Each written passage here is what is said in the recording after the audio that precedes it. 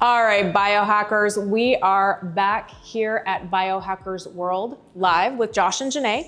We've got a special guest, Siim Land. Josh, tell us about Siim. Well, we're really excited to talk with Siim today. Siim is an internationally known biohacker and anti-aging longevity expert. He is a multiple best-selling author, and he is the guy that anybody wants to talk to when it comes to longevity. So Siim, thank you for making the trek to LA. We're my pleasure. Excited. I'm happy to be here. And data supported one of the slowest aging humans that is living right now. This is like impressive.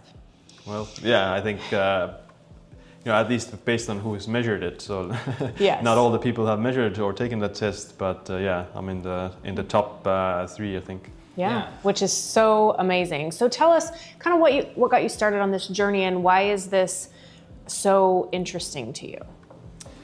Yeah, I mean, I was always interested in like fitness. During high school, I started lifting weights, and around university, I shifted more towards like preventive health and longevity, mostly because my grandfather died to cancer when he was 36. Oh my gosh, and, that's young.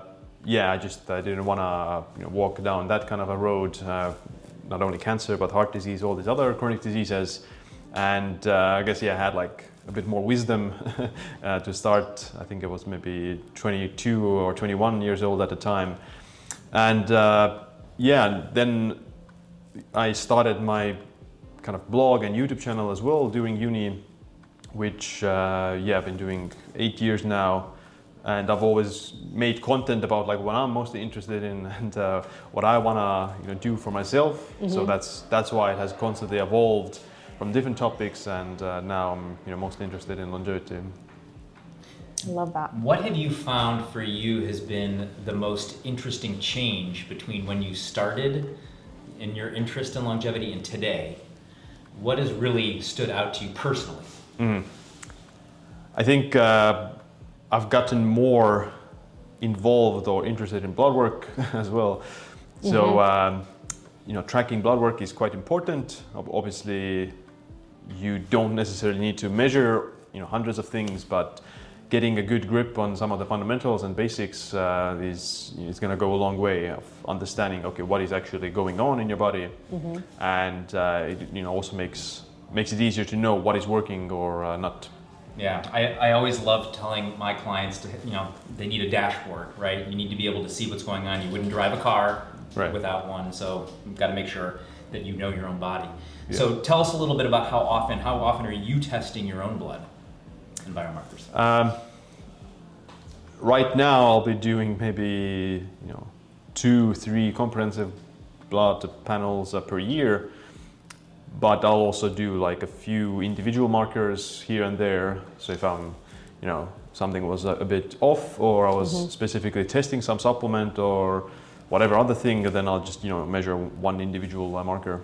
And what are the most important markers that you're kind of focusing on, and then also are those shifting as you're measuring? Yeah, I think for general health and longevity, very basic markers such as like hemoglobin A1C, lipid panel, CRP, they all are very important in terms of preventing getting diabetes or kidney disease or heart disease or all those things. So that necessarily need to go into all the nuances as long as the basic markers are kind of covered and they're optimal. So it's very likely that if you have normal lipids and normal hemoglobin A1C, then the more nuanced markers are also more optimal. If there are some discrepancies there, or there's some things that are off, or there's some confusion about how you feel or how your blood markers look like, then yeah, it's more important to go into more like specific markers, but just the very simple ones, like a comprehensive metabolic profile. That's a very good overview of multiple organ systems. Do you have any preference between blood draw versus finger prick on certain tests? Well, I mean, the finger prick is usually very annoying because I don't know, like I don't get like a lot of blood out of it. It's just requires more time to get the blood, whereas with the vein is just a few minutes. Now, one of the things that I've noticed in your work with yourself and, relating that to the blood work, you're really dialed into your body. So how easy is it for you to see, I feel a little off in this, and then, you get the next blood panel, and how much does that relate to what you're feeling before you even see the data? Mm-hmm. Well, for my own example or my own experience, I haven't noticed like a lot of the differences. Like there's no subjective feeling or difference in feeling between a hemoglobin A1C of 4.8 versus 5.2%. Mm-hmm. Right. Maybe there would be a difference if you have a hemoglobin A1C of 6%, but I've never been at that range. And the same with liver markers or inflammation markers. I don't notice much difference. And even actually, if I have like some higher heavy metals, like recently my lead was a little bit elevated, but I didn't feel anything. So that's why it's important to measure still and look at it to see what is actually going on. Like you can't feel high blood pressure, you can feel high cholesterol, you can feel high blood sugar. I don't know. Maybe you might feel it if you have like raging diabetes or something, but Sure. Normally you don't really feel that. So at what point, so you got invested in this personally, right? At what point did you decide that getting involved in something like the Rejuvenation Olympics and like on this sort of global scale, how did that come about? I just heard about the test and wanted to try it out. So I got the first result, then you needed to do 3 to qualify for the leaderboard, so I did the 3. But to be honest, I don't think I'm gonna be doing that specific test a lot more often, mostly because I think there's a lot of problems with the accuracy of the test. It can vary a lot, even day to day, and even within the 24 hours, it can fluctuate. So, and if you get like a particular result, it can be just chance. Right, so, in the moment. It's not as much of a whole picture as you'd like to see. Yeah, it's very fluid, this marker, and all the biological age tests, they're very fluid. All blood markers obviously are fluid, but you're not going to massively change them within a day. Whereas with these epigenetic age tests, you can see quite a lot of fluctuations even within the 24-hour cycle, and possibly even if you do the same test at the same time, 2 of them, they're gonna give different results. Yeah. Which has been shown by someone like Dr. Matt Caberlane, who did I think 4 different biological age tests. He did them at the same time, and they got different results. Yeah. So anybody who is listening or watching and doesn't know, Matt is one of the foremost experts on mTOR and rapamycin out of University of Washington, I believe. Matt's fantastic, has the Optispan podcast, but he is sort of on that front edge with the epigenetic markers along with Aubrey and all those guys. So take a look for Matt, he's great. Yeah. So you get involved in this, you get in the top, I think you were number 1 at one point, and like you're with all of the slowest agers, right? How did this impact you in your daily life when you were setting up your own protocols, right? Did being a part of that Rejuvenation Olympics really impact what you were doing, or were you involved in your protocol sort of independently of that, and the Rejuvenation Olympics were just sort of a byproduct? I mean, I was already doing a lot of the same things before I even took the test. I guess I got more motivated or got more serious with it when I got the first result to qualify for the leaderboard. But interestingly, you don't necessarily know what you need to focus on when you do get that result. Right. So okay, you get the result. Okay, I'm gonna exercise more, eat better, and sleep more. But that would be the general advice you would want to follow anyway. So it doesn't have the specificity of what area do you need to focus on. Like, is it sleep? Is it some adjustments in your macronutrients with the diet, or some type of different exercise, or do you need certain supplements? So that's the kind of info you would get from the blood work. Like, you can see from the blood work that, okay, your blood sugar is high, you need to adjust the diet, or your lipids are high, you need to adjust the diet. So it's more actionable in that sense. Whereas with this test result, you get the result, but you would keep doing the same thing that you would probably be doing anyway. And there's also like a sweet spot with all those things. You can't, there's no like linear benefit with healthy lifestyle behavior and the result that you get from this epigenetic age test. So if you exercise too much, you might hit a point of diminishing returns and it actually gives you worse results. And the same with diet, like maybe too much calorie restriction will be more harmful for your score.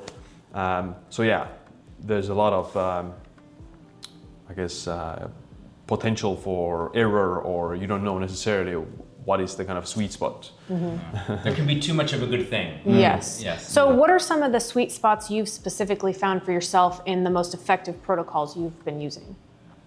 Yeah, I think exercise is very important, and over the last few years I've made some pretty good conclusions about what's the optimal amount of exercise, at least in my opinion, based on the literature. And it's you want to do both cardio and resistance training, but doing more moderate exercise appears to be more beneficial for lowering mortality risk than doing vigorous exercise beyond a certain point. So it's something along like 150 to 200 minutes per week of vigorous exercise, which would include, HIIT cardio and resistance training. That seems to be like the sweet spot. If you do more than that, then there's going to be more diminishing returns. If you do less than that, then that's also you're leaving, more results on the table, and it's not as good. But with moderate exercise, it's kind of linearly associated with lower mortality risk. So you can do up to 900 minutes per week of moderate exercise. So like walking, hiking, jogging, cycling, those things. You can do as much as you want pretty much, and it's going to be better than doing less. So I've adjusted my exercise routine in a way to, obviously keep doing resistance training. I do it like 3 times per week, but I'm not so invested into it that it would start to like take too much time or cause too much damage to the body. So just your weight training, give us an idea. What do those sessions look like for you? Yeah, I do like something like 45 minutes each session, and I focus more the compound lifts, so like squat, bench, deadlift, pull-ups, overhead press, and I like to focus more on like strength side. So muscle is important, but muscle is more like a reflection of a muscle strength and muscle quality, and strength is more important than muscle mass when it comes to longevity, or at least it's correlated more with longevity than muscle mass. Of course, if you're sarcopenic, you have too low bone density or too low muscle mass, then that's also harmful, especially if you're older. But I don't find it valuable to focus on just the mass, because with extra mass, if you have too much muscle, then it can still be bad for your heart and kidneys, and just wears out your organs. So I like to focus more muscle strength and having good cardiorespiratory fitness. Okay. And I think it's really important that people also hear what he just said here, right? Which is there can be too much of a good thing. As we age, one of the things that we lose also is flexibility, right? And so getting too much muscle mass and sort of impeding our range of motion and things like that also has negative outcomes. So I think it's really important that people hear what he's saying here, which is to really think about how you're training. It's very important. And really optimizing that. So as you said, you've been doing this for about 8 years. And one of the things we like to ask is, how old are you actually? How old do you feel? And how has that changed for you over the last 8 years as you've actually aged? I'm 30 right now, and I feel, it's obviously not an age where you would notice significant aging, but I'm much fitter than I was in high school, especially with cardio. I'm much stronger. I have better flexibility, but that's mostly because of years of training, and I'm not in an age group yet where natural aging would start to impair don't look over here. Physical function yet. No, go ahead and look over here for the future of you. But cardiorespiratory fitness peaks when you're 18, but muscle mass and muscle strength peak something mid-30s. So speaking of VO2 max and cardio, then I'm quite ahead of the curve with muscle mass and muscle strength. I also have above average with compared to the general population.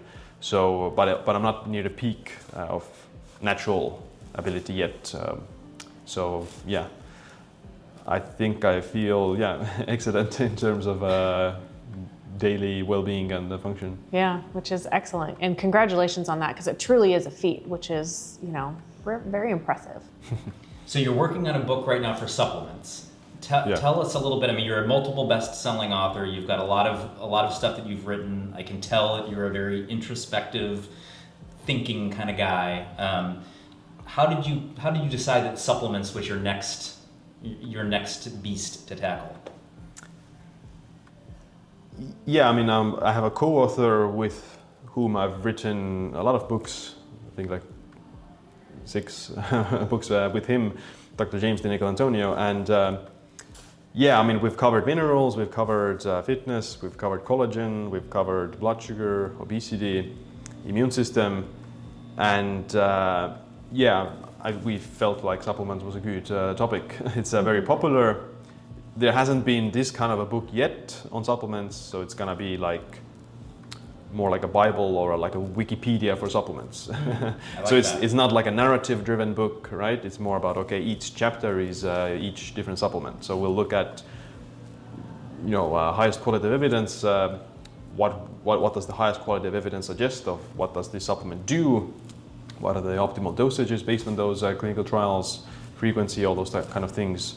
And also look at the supplements, that don't have the evidence. So like some very popular supplements that might not have that much, benefits, and why it is so, or what are some limitations. So we know that you're covering a lot of your big bases, right? You've got your exercise dialed in, both cardio and strength. We know that you have your sleep dialed in. We know that you have your diet dialed in.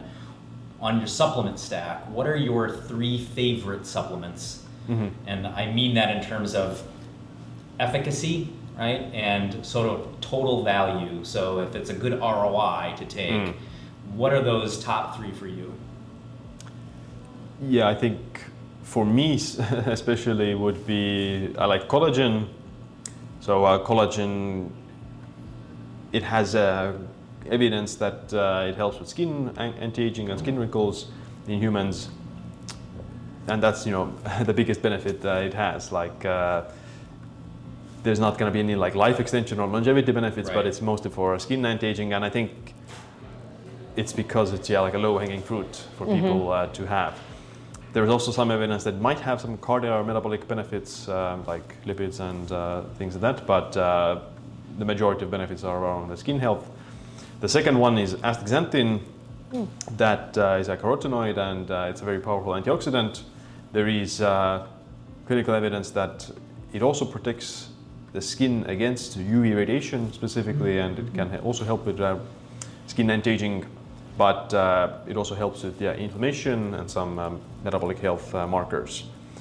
From a longevity side of things, then there is the intervention testing program who tested astaxanthin, and they found that it extended lifespan of mice by 12%. Wow. So, and that's one of the gold standards for testing molecules for lifespan.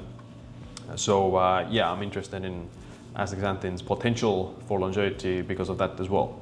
And the third one for me is a glycine, which is a very, cheap, tastes good, it's relatively safe, even in large doses.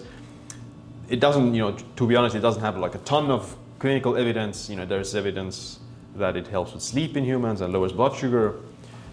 But from the animal data, you can also see that glycine supplementation can also extend lifespan. And it was one of the molecules in the ITP that also extended lifespan. But I take it mostly because of my own theories that it can help to support collagen turnover plus life extension through mimicking what's called methionine restriction. So like this amino acid balance in the diets has an important role. But there's others as well, like creatine, magnesium, omega-3s, a lot of good supplements. So when is this book going to be out that we can expect this so we can deep dive into reading more about what you're talking about? It's not clear yet. Okay. I've gone through about maybe 20 supplements. Okay. maybe like 1/3 are finished right now. So probably like fall. Fall is a good time, yeah. Okay. And where can people find you? Wait, I've got one more question yeah. before we get that. So Okay. this is going to be slightly on topic, but also slightly. So my question for you is, I know you're a dog guy. We talked about this earlier. Do you do anything for your dog? Like you're a Matt Caberlin fan, right? You know Matt. So Matt has the dog aging project. Do you do anything to help your dog with your dog's longevity and health? Yeah, I mean, he eats a good diet. He is not overweight. He gets exercise. Some of the basics. As for humans, I don't give him like rapamycin yet. Yet. Maybe in the future. He's too young for it right now. Interestingly, like he gets like car sickness often, so he drools in the car. And we were giving him this anti-nausea drug, which actually has like this active ingredient called glycine. And I looked it up, and it was one of the ingredients that extended lifespan as well really? in the IGP. Interesting. So yeah, that's a good coincidence that he gets some of this drug that actually has lifespan effects. Oh, that's fantastic. Have you ever had a dog that's been nauseous? Yes, and drooling everywhere Crazy. in the car. Yeah. That's so funny. All right, so sorry. So I wanted to. Yes, no, and I'm just glad very you curious. did. And we've got your book that's out now. If you want to just hold that up, this Yeah. is the Longevity Leap. And before we go, tell us a little bit about this book and kind of what the premise is, and then where can people find you? Yeah, so the Longevity Leap is essentially like a manual or an overview of what is evident as of now for longevity for humans. I cover exercise, diet, a few supplements, and sleep, and a lot of chronic diseases like heart disease, metabolic syndrome, and kidneys and blood pressure. And yeah, it has like 24 chapters, 8,000 references. Wow. Oh my. So you've done your research. Yes. Yeah, and I mean, the references are online, so this is just the book. Oh, wow. So It's a thick. so thick it would be twice as thick if the references were here. But yeah, I just spent almost like a year writing it, and learned a lot just through research as well. Of course, I had all the framework was set before, but just learning a lot of new details about all these different topics was very insightful for myself. Like I wrote it for myself in a sense, but it's very useful for everyone to check out. Yeah, I love that you can share your work as you're doing it and create a guide for those of us who want more of that in depth, but don't have a year to write a book. So thank you for doing that legwork. Yeah. And yeah, the book is on Amazon, and I'm Siim Land on all the social media. Great. Well, Amazing. Thank you so much. Thanks for taking some time, Yeah, my and pleasure. we really appreciate you coming out. Yeah. And we'll keep our eye on you, because I anticipate that even if you're not participating in the Longevity Olympics, you're still going to be real close to #1 for a long time. We'll see. Yeah. Thank you. All right. Well, thank you. Come join us at Biohacker Miami, November 1st and 2nd.